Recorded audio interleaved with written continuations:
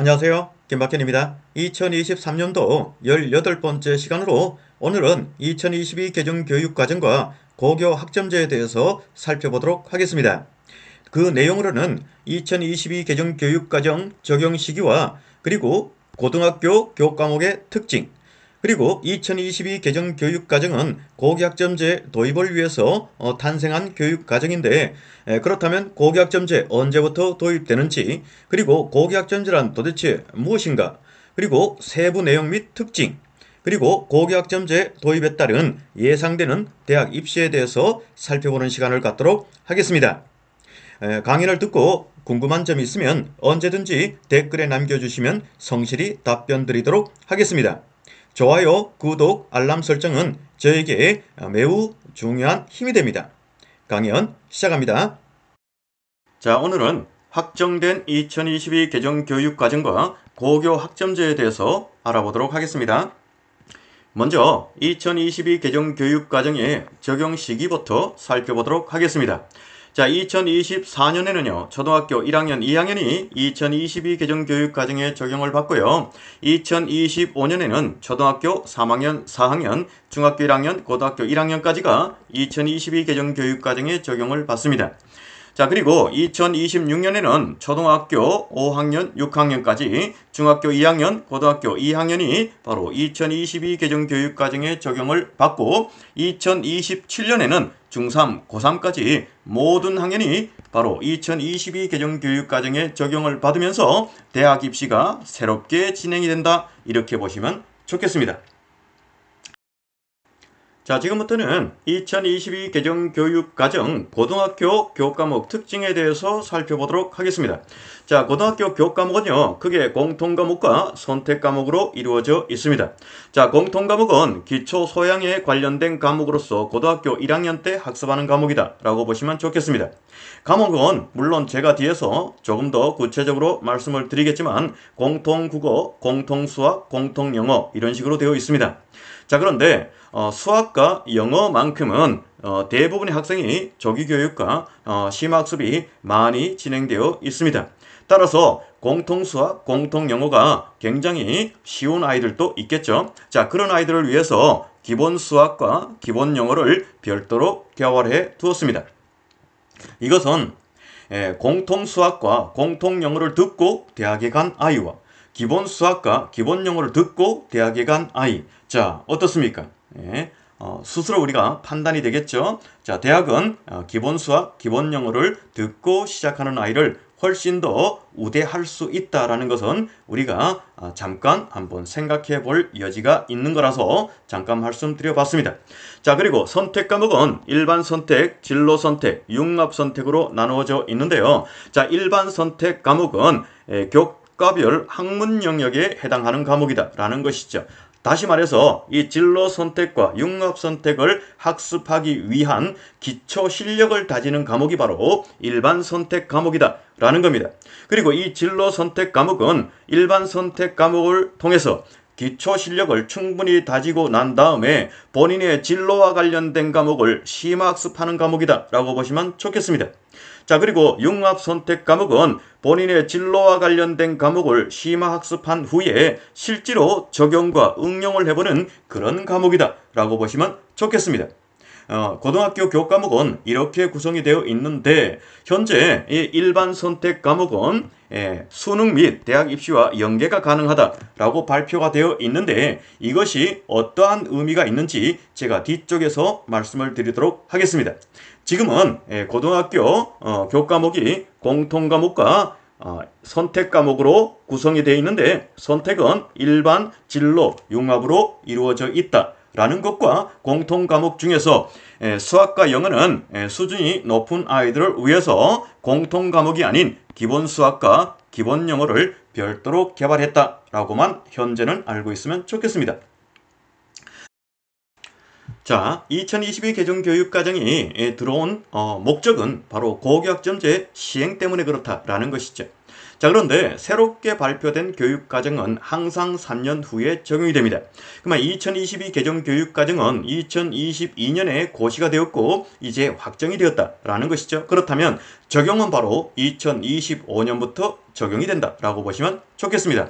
자, 그래서 올해 중학교 2학년이 2025년에 바로 고등학교 1학년이 되는데 이때부터 바로 2022 개정 교육과정이 적용이 된다라는 것이죠. 2022 개정 교육과정이 적용이 됩니다.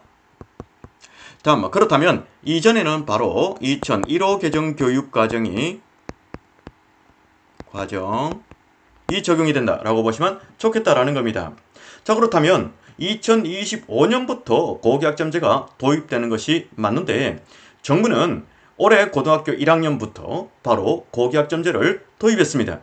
자, 올해 2023년 고등학교 1학년부터 고교학점제를 도입해서 기존에는 204단위를 학습을 했는데 지금은 192학점으로 조정이 되었죠. 바로 고교학점제가 들어왔다라는 겁니다. 그리고 2024년 내년입니다. 내년에 올해 중학교 3학년이 내년에 고등학교 1학년이 되는데 이때는 2년차 고교학점제가 진행이 되죠. 그래서 정부는 단계적 적용이라는 표현을 쓰고 있다라는 겁니다. 자, 그런데 2025년에는 3개 학년이 고교학점제에 들어가기 때문에 전면 적용이라는 표현을 썼고 이때부터는 말씀드렸다시피 2022 개정 교육과정이 적용이 된다라고 보시면 좋겠습니다. 따지고 보면 올해 고등학교 1학년과 올해 중학교 3학년, 올해 중학교 2학년은 모두 다 고교 학점제 아이들이다라는 것이죠. 자, 그런데 올해 고등학교 1학년과 올해 중3은 바로 2015 개정 교육과정에 적용을 받고 올해 중학교 2학년 이하는 2022 개정 교육과정에 적용을 받는다라는 겁니다. 그렇다면 학교에서 내신이라든가 또한 대학 입시가 현재와는 달라질 거다라는 것이죠. 그래서 올해 중학교 2학년 이하는 새로운 입시 체제가 펼쳐질 거다라는 것이고 고교학점제가 적용이 되었지만 2015 개정 교육과정으로 공부를 하고 있는 고등학교 1학년과 중3은 기존 대학 입시와 동일한 입시가 펼쳐진다라고 보시면 좋겠다라는 겁니다. 여기서 우리가 조금 우려되는 것이 있죠. 바로 올해 중학교 3학년이다라는 겁니다. 자, 올해 중학교 3학년이 제때 대학을 가지 못한다라고 하면 재수를 해야 되는데 교육과정이 바뀌어버린다라는 것이고 대학 입시가 달라진다라는 것이죠. 한마디로 재수가 어려워진다라는 겁니다. 그래서 가능한 한 올해 중학교 3학년은 제때 대학 가길 원한다라는 것이고 자, 이런 문제가 있기 때문에 앞에서 잠깐 복선을 제가 깔아둔 것이 있죠. 어떤 거냐면 자, 일반 선택 과목이 수능 등 대학 입시와 연계가 된다라고 말씀을 드렸죠. 이 부분을 가지고 현재 정부가 올해 중학교 3학년 아이들 이하가 제때 대학을 못 갔을 때 대학을 갈 수 있는 길을 한번 만들어 주고자 고심을 하고 있다라는 것이고 그것이 어떤 것인지는 제가 뒤쪽에서 말씀을 드려보도록 하겠습니다. 자, 그렇다면 올해부터 시행이 된 이 고교 학점제 도대체 어떤 것인가 우리는 한번 충분히 한번 이해를 해볼 필요가 있습니다. 먼저 정의부터 내려보도록 하겠습니다. 고교학점제는요, 학생이 본인의 진로와 적성에 따라서 다양한 과목을 선택해서 이수하고 이렇게 이수한 누적 학점이 졸업 기준에 도달이 되었을 때 비로소 졸업을 인정받는 것이 바로 고교 학점제다라는 것이죠. 그런데 이렇게 짤막한 두 문장으로 고교 학점제를 전체적으로 이해하기는 어렵다라는 겁니다. 그래서 좀 더 구체적으로 설명을 드려보도록 하겠습니다. 자, 이렇게 나누어서 이쪽은 고교학점제가 시행되기 전에 고등학교 모습이고 이쪽은 고교학점제가 시행된 후에 고등학교 모습이다 라고 보시면 좋겠습니다. 자, 먼저 교육과정입니다. 자, 고교학점제가 시행되기 전에는 자, 어떤 아이가 A 고등학교 2학년 1반이다 라고 가정을 해보도록 하겠습니다. 그렇다면 2학년 1반 학급별 시간표가 나올 것이고 2학년 1반에 배정된 선생님에 의해서 모두 다 동일한 교육과정을 받는다라는 것이죠. 따라서 교사 중심의 획일적 교육과정이다 라는 것이죠. 그런데 고교학점제가 진행이 되면 위의 정의에 따르면 학생이 본인의 진로와 적성에 따라서 다양한 과목을 선택 이수한다 라고 돼 있다 라는 겁니다. 따라서 마찬가지 2학년 일반이다 라고 하더라도 본인의 진로에 따라서 다양한 과목을 선택 이수하기 때문에 학급별 시간표 아니라 개인별 시간표가 만들어지고 따라서 학생 선택형 교육과정이 이루어지는 것이 바로 고교 학점제다 라고 보시면 좋겠습니다. 자, 그리고 학사 운영인데요. 이것은 졸업과 관련된 겁니다. 자, 현재 즉 기존에는 학생이 예를 들어서 1학년 1학기부터 3학년 2학기 때까지 모든 중간고사, 기말고사 모두 0점을 맞았습니다. 그런데 출석 하나만큼은 정말 잘했습니다. 3년 후에 빛나는 졸업장이 나온다라는 것이죠. 자, 그래서 출석 일수만 채우면 졸업이 가능한 것이 현재의 교육 과정이다라는 겁니다. 그런데 고교학점제가 진행이 되면 출석은 기본이고요. 위의 정의에 따르면 본인의 진로와 적성에 따라서 다양한 과목을 선택 이수하고 이렇게 이수한 누적 학점이 졸업 기준에 도달이 돼야 졸업이 되죠. 한마디로 학점까지 취득해야 졸업을 인정받는다. 라는 것입니다. 따라서 학업 이행에 책무성이 부여되는 것이 바로 고교 학점제 아이들이다 라고 보시면 좋겠습니다. 자, 그리고 가장 중요한 게 바로 교수 자원이죠. 자, 현재는 어떻습니까? 내가 A고등학교에 입학을 했으면은 나의 교수 자원은 내가 입학한 A고등학교 교사 선생님이 바로 나의 교수 자원이다 라는 겁니다. 자, 그런데 내가 만일에 고교 학점제 아이들이다. 그리고 A고등학교 입학을 했다라고 가정을 해보도록 하겠습니다. 그렇다면 당연히 내가 입학한 A고등학교 선생님 당연히 나의 교수 자원입니다. 그런데 내가 듣고 싶은 수업이 우리 학교에 없다. 그렇다면 타 학교 수업을 참관할 수 있다라는 것이고요. 그리고 내가 듣고 싶은 수업이 타 학교에도 없다라고 했을 때는 온라인을 통해서 내가 원하는 수업을 들을 수 있다라는 겁니다. 그리고 내가 듣고 싶은 수업이 온라인에도 없다라고 했을 때는 학교 밖 전문가 바로 대학 교수죠. 자, 대학의 수업도 들을 수 있다라는 겁니다. 한마디로 교수 자원에 제약이 전혀 없다라는 겁니다. 따라서 이것만 보더라도 엄청난 대학 입시가 바뀔 거다. 예, 이것은 우리가 충분히 한번 예측해 볼 수 있다라는 겁니다. 자, 이 부분은 워낙 중요하기 때문에 제가 뒤쪽에서 한 장 더 추가해서 설명을 드려보도록 하겠습니다. 다음에 학습 공간입니다. 자, 현재는 어떻습니까? 내가 만일에 2학년 일반이다 라고 했을 경우에 자, 2학년 일반 교실이 나의 학습 공간입니다. 내가 2학년 일반인데 2학년 2반에 앉아 있으면 내가 수업에 참가하지 않는 거다라는 것이죠. 자, 그런데 고교학점제 아이들은요. 개인별 시간표가 만들어지죠. 그리고 다양하게 내가 원하는 수업을 들을 수 있다라는 겁니다. 따라서 이동 수업이 생길 수밖에 없다. 한마디로 내가 2학년 일반이지만 내 수업에 따라서 교실이 다 달라진다라고 이렇게 보시면 좋겠습니다. 다음에 고교 체계입니다. 이 또한 중요하다라는 것이죠.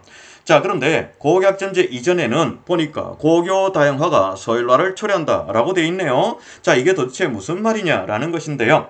자, 내가 입학한 고등학교가 나의 경쟁력의 기준이 된다라는 겁니다.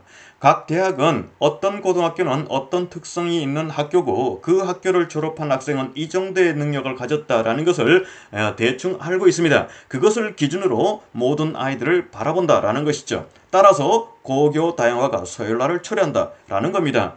따라서 내가 입학한 고등학교가 굉장히 중요해진다라는 것이죠. 그런데 고교학점제에 들어갔습니다. 보니까 학교 내에서 학생별 맞춤형 교육이다라는 것인데 이것은 무슨 말이냐? 내가 A고등학교 입학을 했어도 A고등학교 선생님 수업 들을 수 있지만 옆에 학교 수업 참관이 가능하고요. 온라인을 통해서 들을 수도 있고요. 대학 교수의 수업도 들을 수 있다라는 것이죠. 따라서 내가 입학한 고등학교의 경쟁력이 나의 경쟁력의 기준이 되지 못하고 내가 어떻게 어디에서 무슨 수업을 들었는지가 가장 중요하다. 다시 말해서 내가 어떤 수업을 들었는지가 나의 경쟁력을 결정한다. 이렇게 보시면 좋겠다라는 겁니다. 이것이 바로 고교학점제의 큰 차이다라는 것이죠. 자, 그리고 말씀드렸다시피 가장 중요한 이 교수 자원에 대해서 조금 더 구체적으로 살펴보도록 하겠습니다. 어떤 아이가 A고등학교에 입학을 했습니다. 그렇다면 A고등학교는 입학한 아이들의 많은 요구사항을 충족시켜 주기 위해서 최대한 다양한 과목을 개설할 겁니다. 하지만 하드웨어가 고정이 되어 있고 교사 수도 고정이 되어 있다라는 것이죠. 따라서 옆에 있는 인근 학교와 함께 연합해서 수업을 짤 수도 있다라는 것이죠. 하지만 옆에 있는 인근 학교도 전교생이 많기 때문에 마찬가지 하드웨어가 고정이 되고 있고 연합을 한다 하더라도 많은 아이들의 욕구를 다 충족시켜 줄 수는 없다라는 것이죠. 그럴 때는 온라인을 통해서도 원하는 수업을 들을 수 있게끔 만들어준다라는 겁니다. 이때 온라인은 아무 데서나 들을 수 있는 것이 아니라 바로 교실 온닷을 통해서 듣는 것만 가능하다라는 것이죠. 자, 그런데 올해부터 모든 고등학교가 고교학점제에 들어가면서 대구, 인천, 광주, 경남은 온라인 고등학교를 별도로 설립했습니다. 그래서 이 지역에 있는 아이들은 온라인 고등학교를 통해서 내가 원하는 수업을 들을 수 있고 기타 지역은 교실 온닷을 통해서 내가 원하는 수업을 들을 수 있다라는 겁니다. 여기서 주의할 것이 있습니다. 자, 그렇다면 내가 듣고 싶은 수업 교실 온닷이나 온라인 고등학교를 통해서 다 들을 수 있느냐라는 것인데 그것은 아니고요. 내가 입학한 고등학교에서 직접 개설이 어려운 과목에 한해서 교실 온닷이든지 온라인 고등학교를 통해서 수업을 들을 수 있다라는 겁니다. 그리고 이 온라인 고등학교와 교실 온닷에는 보통 교과, 전문 교과 및 고시 외 과목까지 모두 들어있기 때문에 본인의 능력과 본인의 진로에 따라서 다양한 과목을 선택해서 이수할 수 있다라는 겁니다. 자, 그런데 내가 듣고 싶은 수업이 내가 입학한 학교에도 없고 타 학교에도 없고 자, 교실 온닷이나 온라인 고등학교도 없다. 그럴 수 있겠죠? 그럴 때는 지역사회의 도움을 받아도 된다라는 겁니다. 자, 이때 이 지역사회가 바로 학교 밖 전문가 대학이다. 이렇게 보시면 됩니다. 실업계 아이들은 전문대 수업을 찾아서 들을 수 있겠죠. 자, 일반 아이들은 4년제 대학교 수업을 찾아 들을 수 있습니다. 가장 먼저 시행한 교육청이 강원도 교육청인데 2018년도에 한림대와 상지대하고 MOU를 맺었습니다. 특히 상지대는 프로그래밍과 MOU를 맺었는데요. 이때부터는 강원도에 있는 아이들이 내가 입학한 고등학교에 내가 프로그래밍을 듣고 싶은데 수업이 없다. 그렇다면 옆에 학교 찾아볼 수 있고 거기에도 없다. 자, 교실 온닷을 찾아볼 수 있고 거기에도 없다. 그러면 상지대에서 수업을 들을 수 있었다. 이렇게 보시면 되는 것이죠. 이렇게 교수 자원이 상당히 다양하게 펼쳐져 있다라는 겁니다. 자, 그러면 우리가 여기까지만 알고 있으면 조금 더 좀 뭔가를 간과하고 넘어간다라고 보시면 좋겠습니다. 훨씬 더 중요한 것이 이 속에 숨어져 있다라는 것이죠. 자, 그게 뭐냐라는 것이죠. 자, 나는 우리 학교에서 수업을 들었습니다. 내 친구는 옆에 학교에서 수업을 들었습니다. 또 다른 내 친구는 자, 온라인을 통해서 수업 들었고요. 또 다른 내 친구는 대학에서 수업을 들었습니다. 이럴 수 있죠. 자, 이럴 때 고등학교 내신은 그럼 어떡할 거냐라는 것이죠. 자, 고등학교 내신은 1등급에서 9등까지 석차 9등급이 존재하는데 들은 곳이 다 다르고 구성원이 다르고 평가 방식이 다 다릅니다. 따라서 내신은 자, 뭐로 바뀔 수밖에 없느냐? 바로 성취도 평가로 바뀔 수밖에 없다라는 겁니다.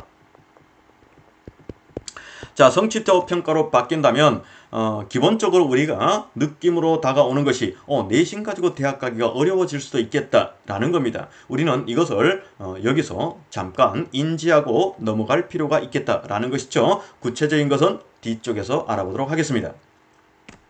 자, 그렇다면 지금까지는 전체적으로 고교학점제가 무엇인지 큰 그림을 그려봤습니다. 그렇다면 이제는 세부적으로 한번 살펴볼 필요가 있겠다라는 것이죠. 자, 고교학점제가 시행이 되면 첫 번째 학생 입장에서 학습의 부담이 줄어듭니다. 자, 현행은 204단위입니다. 그런데 고교학점제에 들어가게 되면은 192학점으로 조정이 되죠. 이때 단위하고 이 학점은 동일한 개념이다라고 보시면 되는 것이죠. 그렇다면 수업이 204에서 192로 줄었다라는 겁니다. 그러니 학습의 부담이 줄었다라는 것이죠. 그리고 중요한 거 있습니다. 고등학교 과목 구조가 달라진다라는 것이죠. 자, 2015 개정 교육과정과 2022 개정 교육과정 어떻게 차이가 나는지 간단히 살펴보도록 하겠습니다. 자, 크게 봤을 때 보통 교과, 전문 교과로 나눠지죠. 마찬가지 보통 교과, 전문 교과. 네. 크게 봤을 때는 모두가 동일합니다. 자, 그런데 세부적으로 한번 들어가 보도록 하겠습니다. 먼저 전문 교과부터 살펴보겠습니다. 자, 전문 교과 1은 특목고 아이들이 배우는 심화 과목이 바로 전문교과 1이고요. 자, 전문교과 2는 실업계 고등학교 아이들이 배우는 직업 과목이 바로 전문교과 2입니다. 그런데 이것이 2022에서는 전문교과 하나밖에 없다라는 것인데 이 전문교과가 바로 전문 공통 전공 일반 전공 실무로서 여기 있는 전문교과 2, 즉 직업 과목이다 라는 겁니다. 그렇다면 특목고 아이들이 배우는 이 전문교과원 심화 과목은 없어졌다 라는 것이죠. 자, 그렇다면 이제 모든 아이들이 특목고 아이들이 기존에 배웠던 이 심화 과목을 배울 수 없느냐라는 것인데 그렇지 않고 바로 선택 과목 중에 있는 이 진로 선택 과목, 융합 선택 과목에 이 전문교과를 포함을 시켜서 아이들이 능력이 되면은 얼마든지 들을 수 있게끔 만들어졌다 이렇게 보시면 되는 겁니다. 자, 그러면 왜 이렇게 구성을 했느냐라는 것인데요. 자, 전 정부가 목표가 뭐였었습니까? 2025년부터 특목고 자사고를 일반고로 일괄 전환하겠다라는 것이죠. 자, 특목고가 일반고로 일괄 전환이 된다면 전문교과원은 있을 필요가 없다라는 것이죠. 따라서 이쪽에 포함시켜서 아이들이 본인의 능력에 따라서 들을 수 있게끔 누구든지 들을 수 있게끔 만들어줬다 이렇게 보시면 좋겠습니다. 자, 여기까지 이해가셨나요? 자, 그렇다면 지금부터는 보통교과에 대해서 살펴보도록 하겠습니다. 실질적으로 전문교과보다 더 중요한 게 바로 보통교과죠. 바로 대학 입시와 연계가 되기 때문에 그렇다라는 겁니다. 자, 2015 개정 교육과정 보통교과, 자, 공통과목과 선택과목으로 나눠졌고요. 선택은 일반 선택과목, 진로 선택과목으로 나눠졌다라고 보시면 좋겠습니다. 자, 공통과목은 고등학교 1학년 때 배우는 서양 과목이고요. 자, 일반 선택과목은 주로 고등학교 2학년 때 배우는 수능 과목이고 진로 선택과목은 주로 고등학교 3학년 때 배우는 꿈과 관련된 과목이다라는 겁니다. 따라서 올해 중학교 3학년까지는 고등학교 1학년 때는 소양을 충분히 갈고 닦고 고등학교 2학년 때는 내가 가고자 하는 대학을 위해서 열심히 공부해서 자기의 실력을 충분히 높이고 고등학교 3학년 때는 본인의 진로와 관련된 과목을 선택 이수하고 관련된 학과로 진학하면 된다 이렇게 보시면 되는 겁니다. 자, 그런데 2022 개정 교육과정 마찬가지 공통과목과 선택 과목이 있고요. 선택은 앞에서 보셨죠 한번 일반 진로 융합 세 부류로 나눠졌다라고 보시면 좋겠습니다. 자, 마찬가지 공통과목은 고등학교 1학년 때 배우는 소양 과목이고요. 자, 일반 진로 융합은 고등학교 2학년에서 3학년 때까지 본인의 꿈에 따라서 자유롭게 선택해서 듣는 바로 모두가 꿈 과목이다 라는 겁니다. 자, 이렇게 보통 교과가 구성이 되었죠. 자, 그렇다면 여기서 우리가 궁금한 것이 있습니다. 그러면 수능은 어떻게 하느냐? 자, 올해 중학교 3학년까지는 고등학교 2학년 때 주로 배우는 이 일반 선택 과목이 수능 과목입니다. 지정이 되어 있어요. 그런데 2022 개정 교육과정은 수능 과목이 지정되어 있지 않더라라는 겁니다. 그렇다면 수능 과목은 어떤 과목이어야 되느냐? 자, 모든 아이들이 똑같이 배우는 과목이 바로 수능 과목이어야 된다라는 것이죠. 그것이 바로 어떤 것이죠? 맞습니다. 고등학교 1학년 때 배우는 이 소양 과목이 바로 수능 과목이다라는 겁니다. 자, 수능 과목. 자, 고등학교 1학년께 수능 과목입니다. 대학에서 수능을 가지고 정시를 통해서 수능을 가지고 아이를 뽑을 수 있을까요? 못 뽑겠죠. 자, 그리고 만일에 이 공통 과목, 즉 고등학교 1학년 때 배우는 수능 과목이 상대평가라고 가정을 해볼게요. 상대평가라면 고등학교 2학년, 3학년을 걸치면서 아이들은 본인의 진로에 따라서 다양한 과목을 선택해서 이수해야 되는데 3학년이 될수록 수능 날짜를 가까워지니 이 선택 과목에 신경을 쓰기보다는 다시 고등학교 1학년 과목으로 돌아가서 이 과목 만점을 맞기 위해서 대부분의 노력을 하겠죠. 그렇다면 이렇게 2022 개정 교육과정을 만들어 놓을 의미가 전혀 없습니다. 따라서 이것을 전과목 절대평가로 바꾸었다라는 겁니다. 자, 이렇게 절대평가로 바꿨다라는 것은 바로 수능을 자격화시켰다라는 것이고 이렇게 자격화가 되었다라는 것은 수능이 선발 요소로서의 기능을 잃어버렸다 이렇게 보시면 좋겠다라는 겁니다. 따라서 수능은 바로 자격화다라고 보시면 좋을 것 같고요. 자, 그래서 이 말은 무슨 말이냐? 우리 아이들이 수능을 가지고 대학 가는 일이 어려워졌다 이렇게 보시면 되는 겁니다. 지금 현재는 기본적인 고교학점제 원론에 대해서 말씀을 드리고 뒤쪽 부분에서는 이 부분에 대해서 현 정부가 뭔가 고민하고 있는 것이 있는데 그것이 어떤 것인지 살펴보도록 하겠습니다. 자, 2022 개정 교육과정은 이렇게 생겼다라는 것이죠. 자, 공통과목과 선택과목이 있고 선택은 일반 진로 융합 선택과목이 있습니다. 자, 공통 과목은 고등학교 1학년 때 배우는 소양 과목이고요. 이것이 바로 수능 과목이다 라고 말씀을 드렸습니다. 그리고 선택 과목은 모두 다 고등학교 2학년에서 고등학교 3학년 때까지 배우는 우리 아이들의 꿈과 관련된 과목으로서 아이들이 본인의 진로에 따라서 다양한 과목을 선택 이수할 수 있게끔 만들어졌다 라고 보시면 됩니다. 자, 공통 과목은 공통국어, 공통수학, 공통영어, 한국사, 통합사회, 통합과학, 과학탐구실험 이렇게 되어 있는데요. 이때 1, 2는 1학기, 2학기라고 보시면 좋을 것 같고 앞에서 말씀드렸다시피 이 공통수학과 공통영어는 아이들의 실력에 따라서 무의미한 아이들도 있을 수 있기 때문에 기본수학과 기본영어를 별도로 개설했고 아이들이 대부분 기본수학과 기본영어를 듣고 시작하는 것을 추천한다 라고 이렇게 앞에서 잠깐 언급해 드렸었습니다. 자, 그리고 앞에서 제가 잠깐 말씀드린 것이 있는데 이 특목고 아이들이 배우는 이 전문교과원 즉 심화 과목이 없어지고 진로 선택 과목, 융합 선택 과목에 포함이 됐다라고 했는데 그것이 바로 이 과목들이다 라고 보시면 좋겠다라는 겁니다. 그렇다면 이걸 보면 특목고 아이들은 4과목밖에 안 배우나 이렇게 생각하는데 그렇지 않고요. 이 세부 과목들이 많다 이렇게 보시면 좋겠습니다. 자, 이것이 바로 2022 개정교육과정의 기본 모형이다 라고 보시면 좋겠고 자, 여기에서 우리 아이들이 본인의 진로와 적성에 따라서 다양한 과목을 선택 이수한다 라고 보시면 좋겠습니다. 다음에 졸업 요건입니다. 졸업 요건은요. 올해 중학교 3학년까지입니다. 중학교 3학년까지 2015 개정교육과정이죠. 자, 성취도가 뭐가 있습니까? 2까지밖에 없습니다. 한마디로 0점을 맞아도 성취도는 2다 라는 것이죠. 그래서 출석만 하면 졸업이 된다 라는 겁니다. 그런데 2022 개정교육과정에 적용을 받는 우리 중학교 2학년 이하는요. 성취도가 I까지 있습니다. 이것은 40% 미만은 성취도가 I로서 I는 F 대신에 쓴다 라고 되어 있죠. 한마디로 미이수가 된다 라는 겁니다. 자, 기본적인 정리에서 본인의 진로와 적성에 따라서 다양한 과목을 선택 이수하고 그렇게 이수한 누적 학점이 졸업 기준에 도달이 돼야 졸업이 된다라고 했죠. 이렇게 미이수가 되면 졸업이 당연히 안 되겠죠. 이렇게 미이수 학생은 보충 이수 기회를 부여하는데 이때는 성적 상한에 제한을 둔다. 한마디로 내가 처음에 시험을 봐서 30점을 맞았습니다. 자, 그럼 당연히 I겠죠. 그럼 졸업이 안 되겠죠. 자, 보충 이수에서 100점을 맞았습니다. 자, 그러면 성취도가 A가 돼야 되잖아요. 그렇지 않다. 뭡니까? 졸업만 시킨다 라는 겁니다. 그래서 최초의 성취도가 가장 중요하다 이렇게 보시면 좋겠습니다.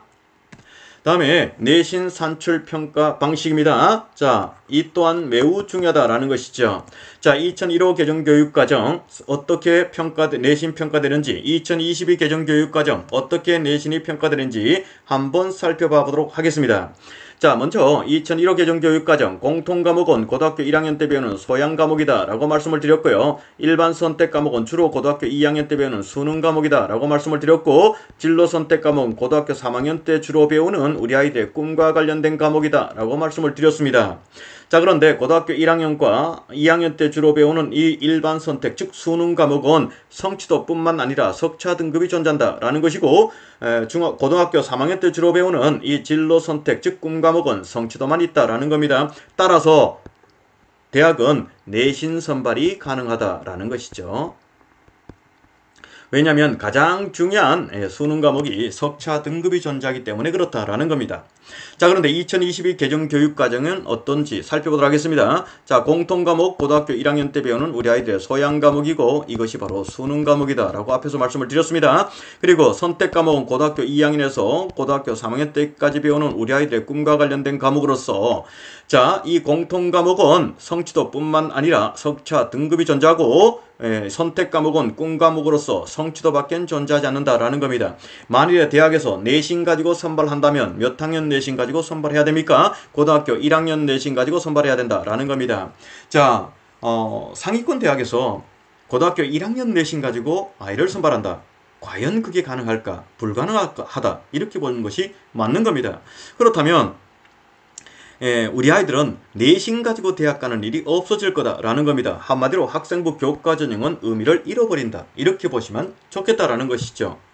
자, 그렇다면 앞에서 우리 아이는 수능 가지고 대학 갈 수 없고 다음에 내신 가지고 대학 갈 수 없다. 그럼 뭐로 대학 가느냐라는 것이죠. 이것이 바로 고교 학점 제가 시행이 되면서부터 대학 입시를 어떻게 해야 된다라고 고민을 했던, 정부가 고민을 했고 지금까지 이것으로 이제 결정이 되어 있는 것이죠. 물론 내년 되면 조금 바뀔 수 있습니다. 그건 제가 뒤에서 말씀드리겠습니다. 그래서 지금까지 안으로 가지고 있는 것이 바로 이겁니다. 자, 2025년 이후에는 수시, 정시 없앤다. 내신 가지고 대학 못 가고 수능 가지고 대학 못 가니 수시, 정시 있을 필요 없겠죠. 그래서 학점과 수능을 통합해서 선발한다라는 겁니다. 따라서 수능은 고등학교 1학년 때 배우는 공통 과목이 수능 과목이고 전 과목 절대 평가라고 앞에서 말씀을 드렸죠. 그래서 수능은 동점자 처리 기준 등으로 활용이 되고 학생부 종합전형, 즉 학생부와 면접을 통해서 선발하는 것이 바로 고교 학점제의 대학 입시다라는 겁니다. 자, 그리고 현재 정부에서 안으로 가지고 있는 것은 11월 초에 대학을 가고자 하는 모든 아이들이 수능을 보고 11월 중순에 학교생활 기록부를 마감을 하고 11월 말에 원서를 쓸 수 있게끔 이렇게 생각을 하고 있다라는 겁니다. 자, 원서 쓰기 직전까지 학교생활 기록부를 기록관리되고 하며 마감을 하기 때문에 고등학교 수업이 굉장히 내실화가 귀해질 거다라는 겁니다. 한마디로 원서 쓰기 직전까지 고등학교의 그 교실 현장은 살아있을 거다라는 겁니다. 한마디로 공교육이 굉장히 빠르게 정상화가 될 거다라고 보시면 좋겠습니다. 이것이 정부가 가지고 있는 기본 대학 입시 안이다라고 보시면 좋겠습니다. 자, 여기까지가 고교 학점제 기본 정의입니다. 그런데 앞에서 제가 잠깐 말씀드린 것이 있어요.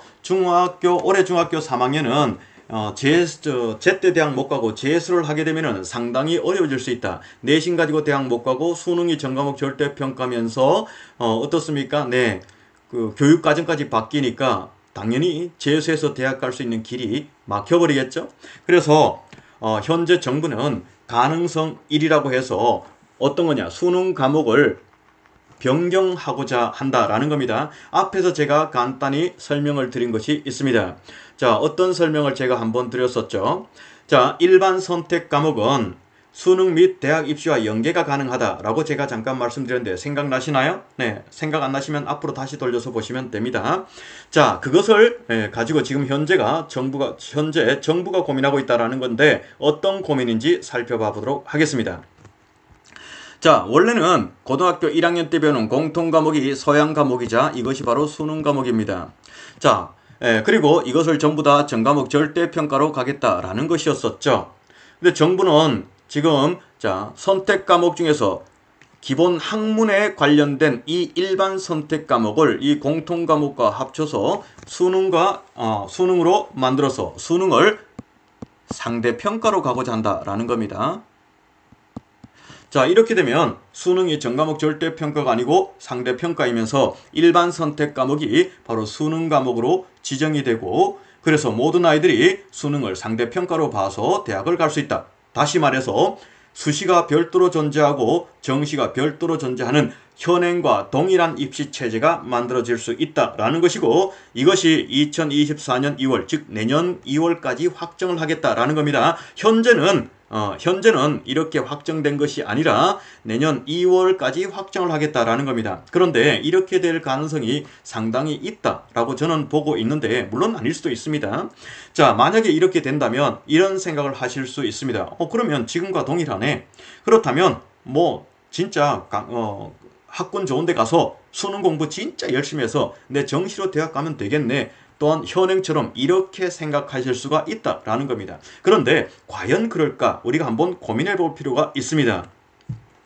자, 이것은 올해 중학교 3학년까지의 수능 과목입니다. 만일에 윤석열 대통령이 일반 선택 과목을 수능 과목으로 지정을 하고 상대평가로 바꿨을 때 예상되는 즉 올해 중학교 2학년 이하의 수능 과목이다라고 보시면 됩니다. 이 둘을 한번 비교해 보시면 충분히 한번 납득이 갈 건데 하나하나 봐보도록 하겠습니다.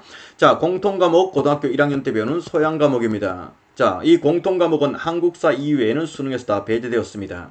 자, 그리고 일반 선택 과목이 모두 다 수능 과목으로 지정이 되었고 진로 선택 과목은 일부 과목이 지정이 되어 있습니다. 먼저 과목별로 살펴보도록 하겠습니다. 국어요. 독서 문학은 인문계열, 자연계열 관계없이 누구나 응시해야 되는 필수 응시 과목이고요. 합법과 작문, 언어와 매체 둘 중에 하나 선택입니다. 따라서 어떤 아이는 독서문학 하작을 볼 거고 어떤 아이는 독서문학 엄매를 보게 될 거다라는 것이죠. 다시 말해서 세 과목을 본다라는 겁니다. 그런데 이때 이 언어가 어려운 과목입니다. 국어에서는 바로 국어 문법이죠. 그래서 대다수는 합법과 작문에 응시하고 공부를 좀 잘하는 상위권 아이들은 엄매에 주로 응시를 합니다. 그 이유는 언어가 국어 문법이기 때문에 문법은 책에 한 번만 잘 잡아놓으면 크게 노력하지 않아도 계속해서 고득점을 유지할 수 있기 때문에 그렇죠. 그리고 남는 많은 시간을 내가 부족한 다른 과목에 집중 투자할 수 있기 때문에 공부 잘하는 상위권은 엄매에 응시한다. 이렇게 보시면 되는 겁니다. 어떻게 응시하든 관계없이 세 과목을 본다라고 보시면 됩니다. 수학을 보도록 하겠습니다. 자, 수원, 수투는 인문, 자연 관계없이 누구나 응시해야 되는 필수 응시 과목이고요. 자, 미적분, 확률과 통계, 기하 세 개 중에 하나 선택입니다. 그런데 여기 있는 이 미적분은 바로 예전 교육관 2009 개정 교육과정에 따르면 바로 미적분 2입니다. 그리고 여기 있는 이 기하는 바로 기하 벡터 기백이죠. 그렇다면 이 미적분과 이 기하는 이과 수학이죠. 자연계열 수학이다. 그렇다면 우리 아이가 인문계열이다. 뭘 볼까요? 바로 수원, 수투 학통을 보게 될 거고 우리 아이가 자연계열이다. 그러면 수원, 수투 미적이나 또는 수원, 수투 기하 이렇게 세 과목을 보게 될 거다라는 겁니다. 그리고 영어하고 한국사는 절대평가이고요. 그리고 전통적으로 인문은 사탐, 전통적으로 자연은 과탐인데 2015 개정 교육과정에 들어간 아이들은 사탐, 과탐 관계없이 전체에서 2개 선택이다 라는 겁니다. 자, 그런데 상위권 자연계열은 과탐에서 2개라 이렇게 지정이 돼 있다 라고 보시면 좋겠고요. 자, 이것이 올해 중학교 3학년까지 치러야 될 입시 과목이다 라고 보시면 좋겠습니다. 자, 그런데 올해 중학교 2학년 자 일반 선택 과목이 수능으로 포함이 됐다라고 가정을 해보도록 하겠습니다. 그러면 이것과 동일한 흐름으로 간다라고 이렇게 봤을 때 마찬가지 이것은 수능에서 배제될 거고 그죠? 동일한 흐름으로 간다라고 했을 때 한국사는 수능에 나올 거고요. 자, 국어 뭐 어떻게 되어 있습니까? 합법과 언어, 문학, 독서와 작문 이미 세 과목입니다. 모두가 수능 과목일 거다라는 것이고 대부분의 아이들이 국어 문법을 어려워하는데 이제 국어 문법 누구나 다 봐야 될 거다라는 겁니다. 그리고 수학은요 바로 대수, 미적분원, 확률과 통계다라는 것이죠. 어떻습니까? 자, 미적분원 자 확률과 통계 인문수학입니다. 대수 아시죠? 방정식과 같은 이런 것이죠. 자, 이 전체가 다 인문계열 수학이다 라고 보시면 좋겠습니다. 미적분 2가 없고요. 기하가 없다 이 말이 되는 겁니다. 한마디로 수학의 변별력이 현저히 떨어진다 라는 것이죠. 인문, 자연 모두 다 바로 대수, 미적분원, 확통을 봐야 되기 때문에 그렇다라는 겁니다. 영어 마찬가지요. 이거하고 똑같이 영어원, 영어2가 수능으로 간다라고 보고요. 자, 다음에 탐구입니다.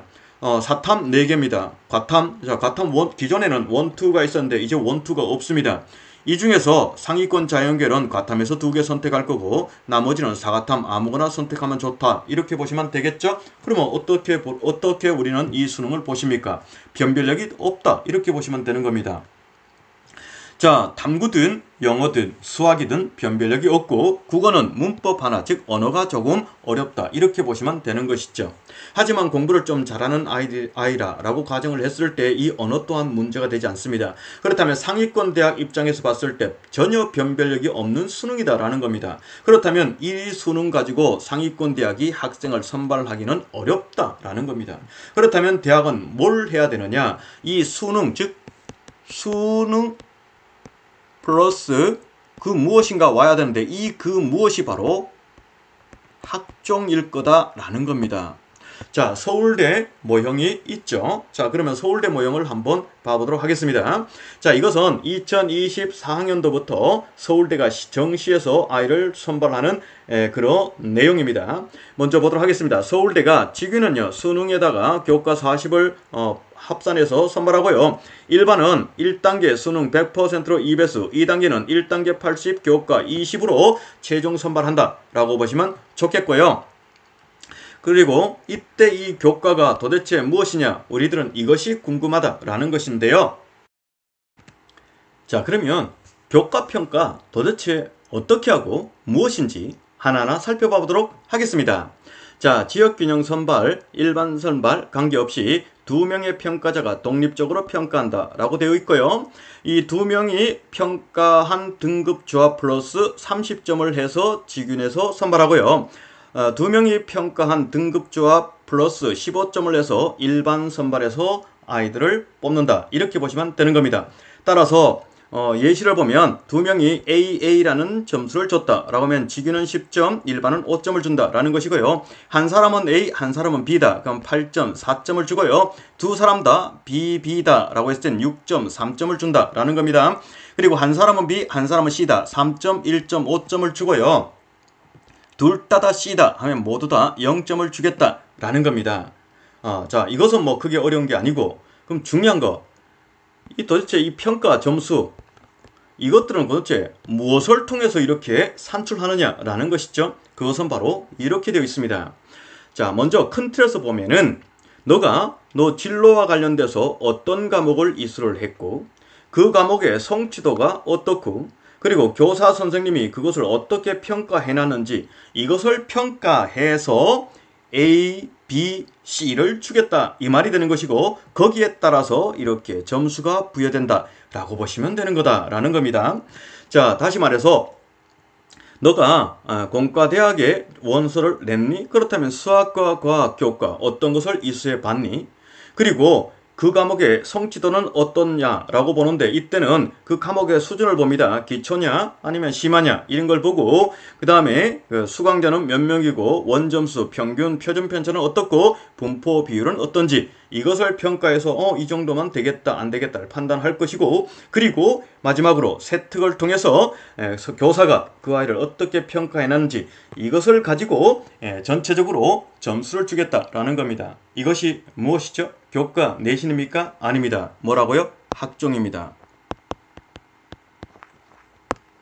자, 학생부 종합전형을 정시에 포함시켰다, 이렇게 보시면 되는 것이죠.